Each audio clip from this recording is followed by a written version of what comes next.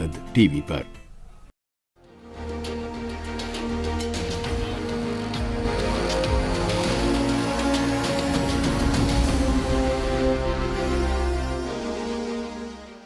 नमस्कार, स्वागत है आप सभी का मुद्दा आपका में। मैं हूं प्रीति सिंह। भारतीय रिजर्व बैंक ने 1 दिसंबर को रिटेल डिजिटल रुपी के पायलट प्रोजेक्ट को लॉन्च किया है। देश के 4 प्रमुख शहरों दिल्ली, मुंबई, बेंगलुरु और भुवनेश्वर में डिजिटल रुपए के पायलट परीक्षण की शुरुआत हुई। प्रोजेक्ट के लिए चुने गए बैंकों की ओर से पहले ही दिन 1.71 करोड़ रुपए डिजिटल रुपए की मांग की गई, जिसमें 4 बैंकों भारतीय state bank, ICICI bank, yes bank और आईडीएफसी फर्स्ट बैंक के साथ ग्राहक और व्यापारी इसका लेन देन कर सकेंगे। बैंकों की मांग के अनुरूप भारतीय रिजर्व बैंक ने डिजिटल रुपया जारी कर दिया है। भारतीय रिजर्व बैंक यानी आरबीआई ने कहा है कि पायलट में ग्राहकों और व्यापारियों का क्लोज्ड ग्रुप होगा जो चुनिंदा स्थानों को कवर करेगा। ई रुपी का डिस्ट्रीब्यूशन बैंकों के माध्यम से किया जाएगा। यूजर इसे मोबाइल फोन और डिवाइसेस में डिजिटल वॉलेट में रख सकेंगे। डिजिटल वॉलेट से पर्सन टू पर्सन या पर्सन टू मर्चेंट ट्रांजैक्शन किया जा सकेगा। आरबीआई की ओर से जारी किया गया ई रुपी डिजिटल टोकन पर आधारित है। इसे केंद्रीय बैंक ही जारी कर सकता है और इसका मूल्य बैंक नोटों के समान ही है। इसे पेपर नोटों की तरह ही 2000, 500, 200, 150 और अन्य वैध डिनोमिनेशन में जारी किया गया है। ये डिजिटल रुपया एक खास ई वॉलेट में सुरक्षित रहेगा, जिन्हें प्रोजेक्ट के लिए चुने गए बैंकों की ओर से उपलब्ध कराया जाएगा। ये वॉलेट बैंक की ओर से जारी किया जाएगा, पर इसकी निगरानी का जिम्मा पूरी तरह से देश के केंद्रीय बैंक आरबीआई के पास होगा। जो ये डिजिटल करेंसी है, इसका इस्तेमाल जैसे मैंने बताया कि पर्सन टू पर्सन और पर्सन टू मर्चेंट दोनों तरीकों से किया जा सकेगा और साथ ही इसके इस्तेमाल से यूपीआई और दूसरे ऑनलाइन माध्यम से होने वाले भुगतानों में लगने वाले जो अनावश्यक चार्जेस हैं उससे भी छुटकारा मिलेगा। इससे पहले 1 नवंबर को आरबीआई ने होलसेल ई रुपी का पायलट लॉन्च किया था, जो केवल बड़े वित्तीय संस्थान जिसमें बैंक, बड़ी नॉन बैंकिंग फाइनेंस कंपनियां और दूसरे बड़े सौदे करने वाले संस्थान हैं, ये उनके लिए था। जबकि central bank digital currency retail के पायलट को अब लॉन्च किया गया है। आज मुद्दा आपका में हम समझने की कोशिश करेंगे आसान शब्दों में, आसान भाषा में, कि क्या है सेंट्रल बैंक डिजिटल करेंसी, क्या रही है इसे भारत में लॉन्च करने की वजह, आखिर कैसे ये काम करेगी और क्या होंगे इसके फायदे। और इस पर चर्चा के लिए मेरे साथ 3 खास मेहमान आज मुद्दा आपका में जुड़ रहे हैं। मेरे साथ हैं यदुवेंद्र माथुर, जो कि फॉर्मर स्पेशल सेक्रेटरी हैं नीति आयोग के। आपका बहुत बहुत स्वागत है यदुवेंद्र जी और शुक्रिया आपका मेरे साथ चर्चा में जुड़ने के लिए। डॉक्टर ब्रजेश कुमार मेरे साथ जुड़ रहे हैं, एसोसिएट प्रोफेसर हैं Arun Jaitley national institute of financial management. आपका भी बहुत बहुत स्वागत है डॉक्टर कुमार, शुक्रिया मेरे साथ चर्चा में जुड़ने के लिए। Wing commander S Sudhakaran retired मेरे साथ जुड़ रहे हैं, सीईओ हैं क्यू गेट्स टेक्नोलॉजीज के। सुधाकरन सर, आपका भी बहुत बहुत स्वागत और शुक्रिया मेरे साथ चर्चा में जुड़ने के लिए। यदुवेंद्र जी, शुरुआत आपसे करूंगी। देश में जब से डिजिटल ट्रांजैक्शन का दौर शुरू हुआ, तब से लोगों की हमने देखा कि कैश रखने की जो आदत थी वो बहुत ही कम हो गई, क्योंकि कहीं भी पेमेंट करनी होती है तो लोग भीम यूपीआई, फोन पे, गूगल पे, तमाम तरह के यूपीआईज हैं जिनका इस्तेमाल कर सकते हैं। अब डिजिटल रुपी का पायलट लॉन्च हुआ है, ये बताइए, हमें थोड़ा समझाइए कि क्या है ये डिजिटल रुपी और कैसे उपयोग में आएगा ये। धन्यवाद। ये बहुत ही प्रासंगिक विषय है और सभी में उत्सुकता रही थी जब से ये डिजिटल रुपए चर्चा हुई और होलसेल रुपया एक तरह से रिजर्व बैंक ने डिजिटल रूप में जारी किया और लोगों में यही भ्रम था।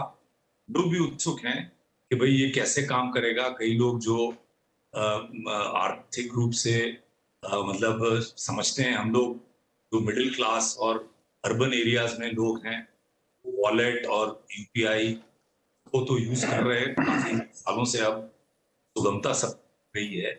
ये डिजिटल रूप में जब रुपया रिजर्व बैंक जारी कर रहा है, इससे क्या फर्क पड़ेगा, ये वास्तविक में चर्चा की बात है और समझना जरूरी है विशेषज्ञों से इसमें सोच क्या है और अंततोगत्वा अपने देश को इस तरह से और मजबूत कर रहे हैं।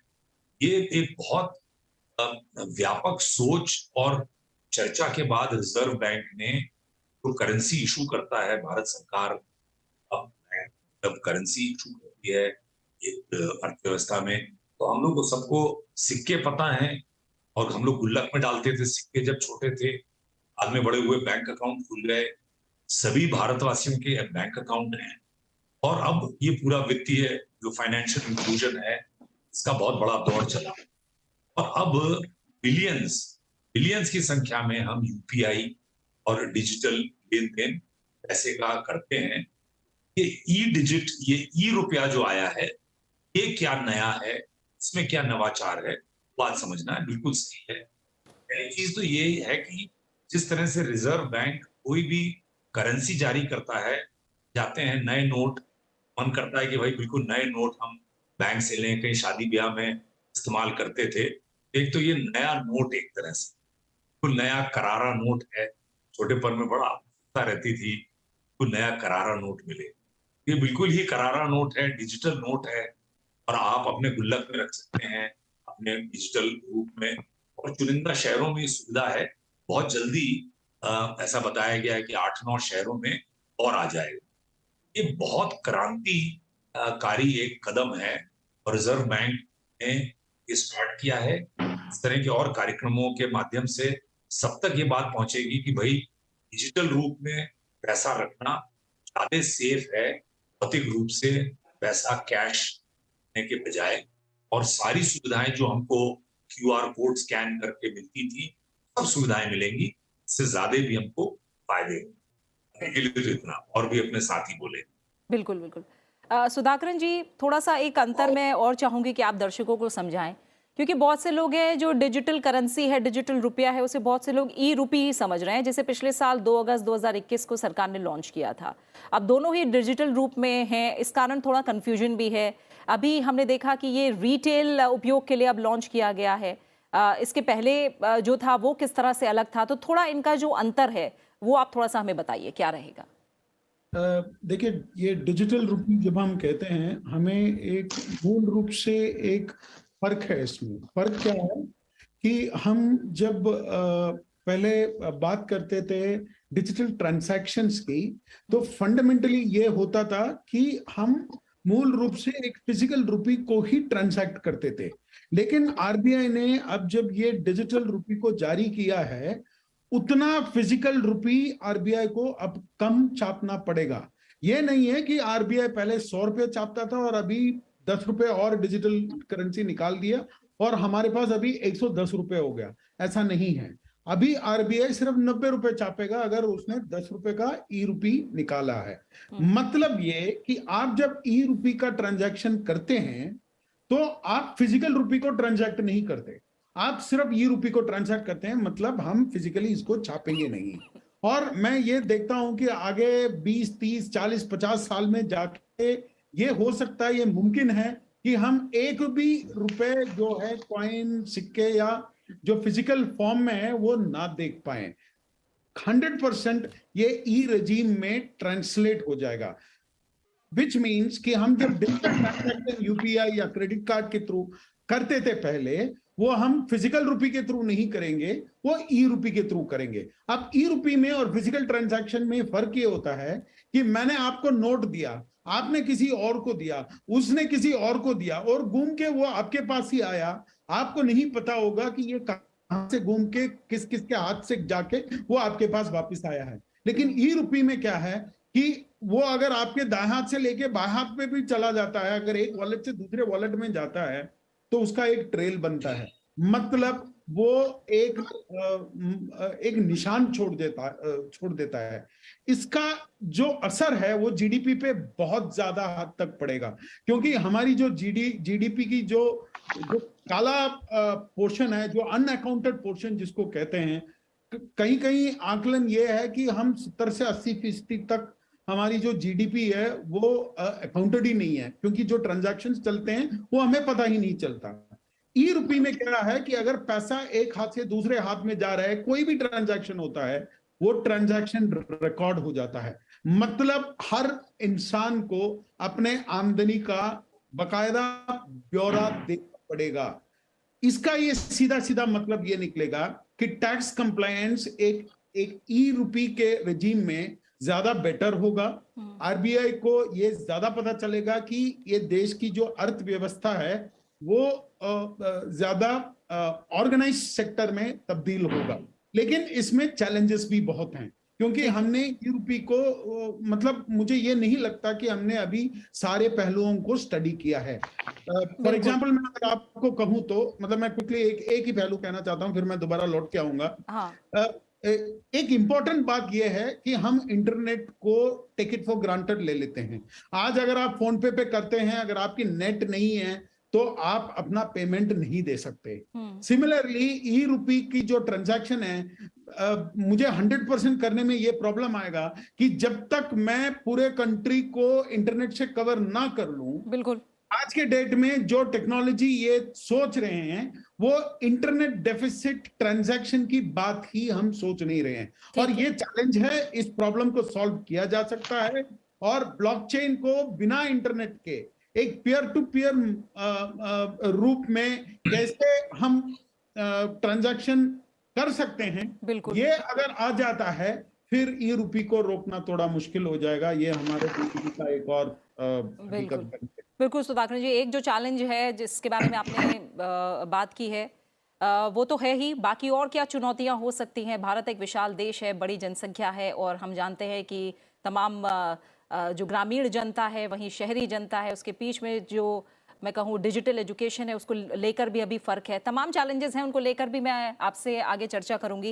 लेकिन पहले डॉक्टर कुमार, मैं चाहूंगी थोड़े से बेसिक्स आप और समझाइए। ये क्रिप्टो करेंसी से डिजिटल करेंसी किस तरह से अलग है, क्या कैसे समझा जाए? और जैसे अभी हमें सुधाकर जी ने बताया भी कि जो नोट को छापने का ही अपना एक प्रोसेस है, जो खर्च है उसका भी एक अलग तरह का भार है, और 100 रुपए का नोट छापने में 15 से 17 रुपए का खर्च आता है, और ये जो करेंसी नोट है वो ज्यादा से ज्यादा 4 साल तक चलते हैं। तो किस तरह के फायदे आपकी नजर में, और क्रिप्टो करेंसी से किस तरह से अलग? क्रिप्टो करेंसी हो या इथर हो या इस तरह का और भी बिटकॉइन हो, इन सबों में एक चीज ये है कि समय के साथ और बाजार का मांग और पूर्ति के अधिनियम के हिसाब से इनका मूल्य बढ़ता और घटता रहता है। कई बार देखा गया है कि क्रिप्टो करेंसी में मूल्य घट करके 50% तक घट गया।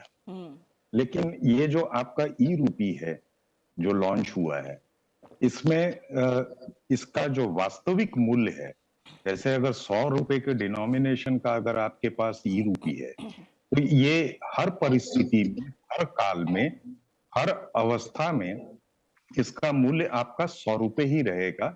ना आप इसके मूल्य को बाजार के उतार चढ़ाव को देखते हुए बढ़ते हुए देखेंगे या न घटते हुए देखेंगे।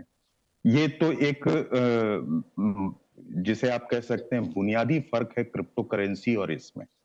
दूसरा फर्क इन दोनों में ये है कि क्रिप्टो करेंसी किसी भी बैंक द्वारा रेगुलेटेड नहीं है, मॉनिटर्ड नहीं है, जिसके कारण आप इसमें देखेंगे कई सारे निजी संस्था और निजी व्यावसायिक इकाई भी अपने अपने हिसाब से इस तरीके के क्रिप्टो करेंसीज निकालते रहे हैं और निकाले हुए हैं। लेकिन आपका ये जो ई रूपी है, ये एक केंद्रीय बैंक द्वारा मॉनिटर्ड ई रूपी है। और आपको एक चीज और समझने की जरूरत है कि मुद्रा का जो एक परिभाषा है, a medium, a mode, a standard और स्कोर, ये 4 गुण जरूर होने चाहिए।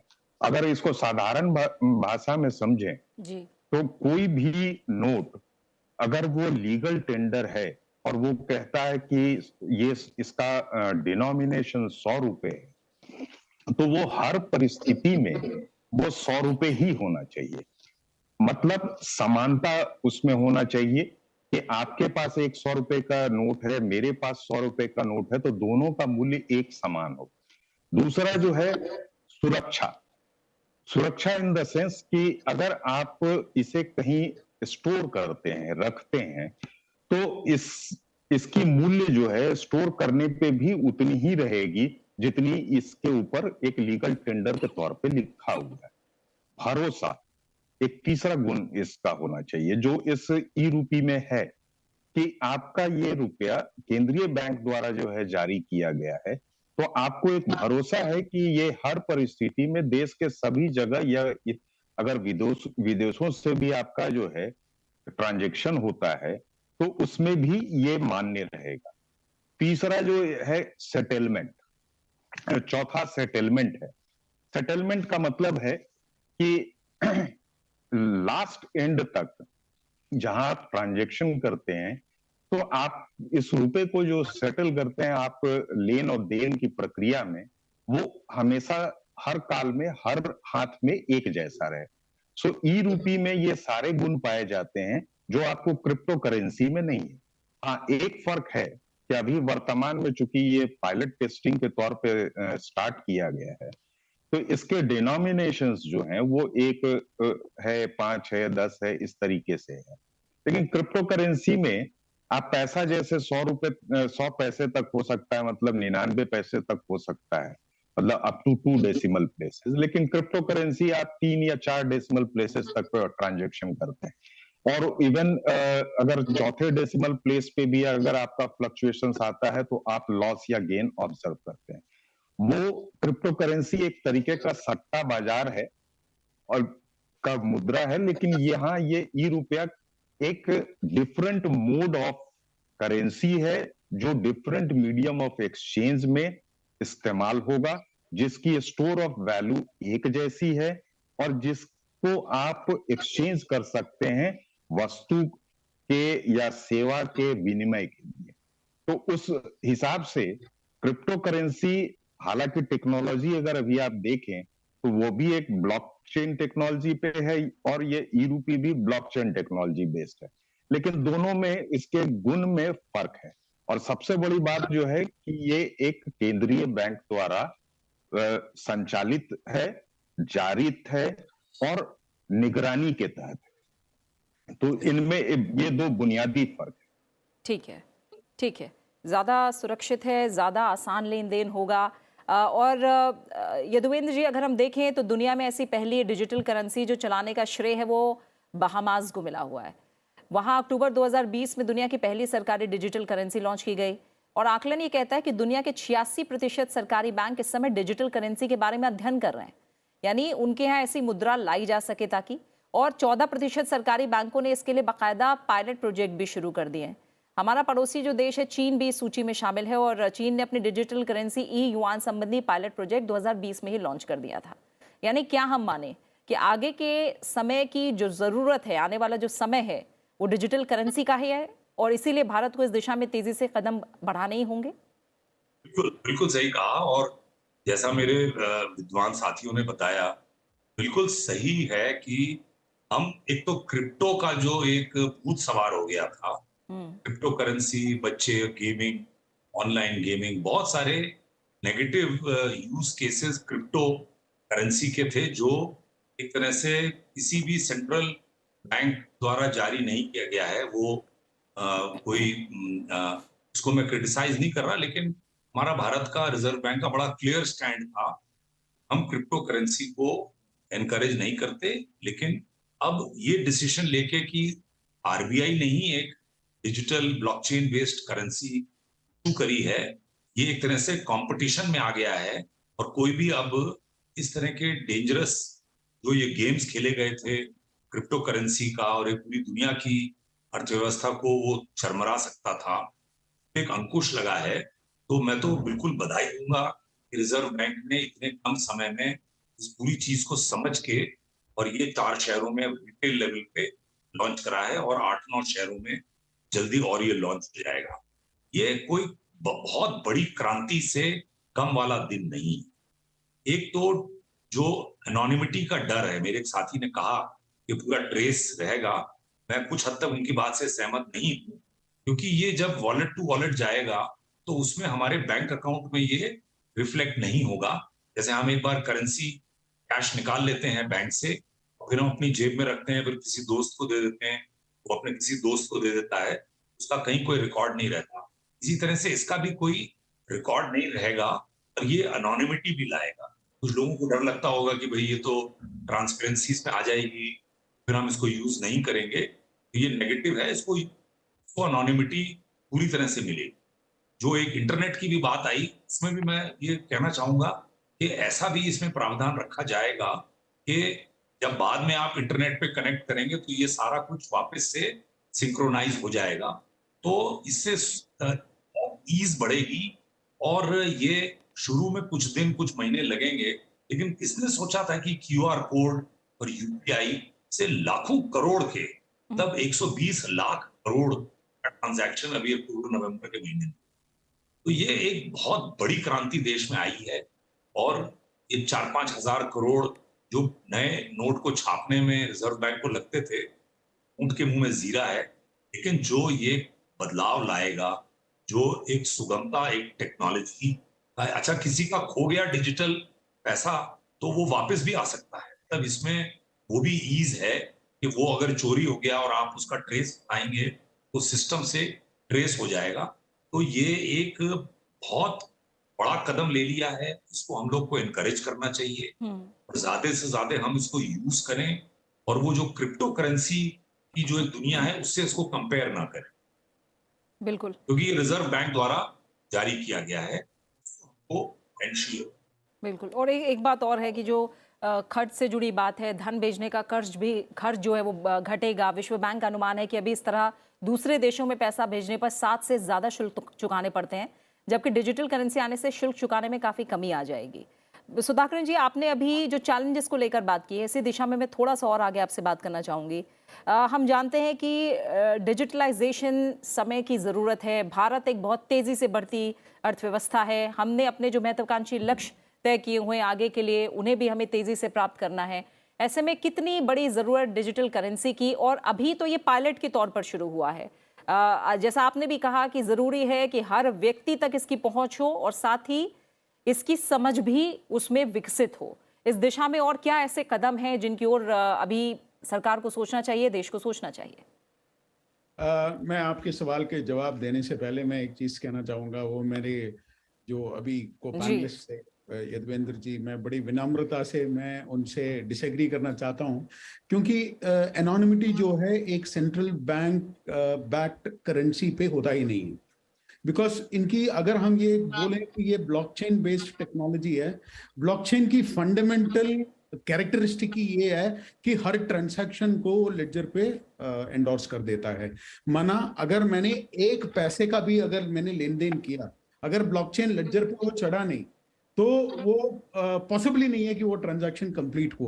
तो इसलिए इस लिहाज से अगर आप देखेंगे, ये एनोनिमिटी तब होता है जब ये डिसेंट्रलाइज लेजर पे काम करता है। लेकिन हमारी जो ई रुपए है वो सेंट्रल बैंक द्वारा कंट्रोल्ड एक लेजर है। इसके चलते सेंट्रल बैंक को हमेशा पता चलेगा पाई पाई किसने कहां कैसे दिया।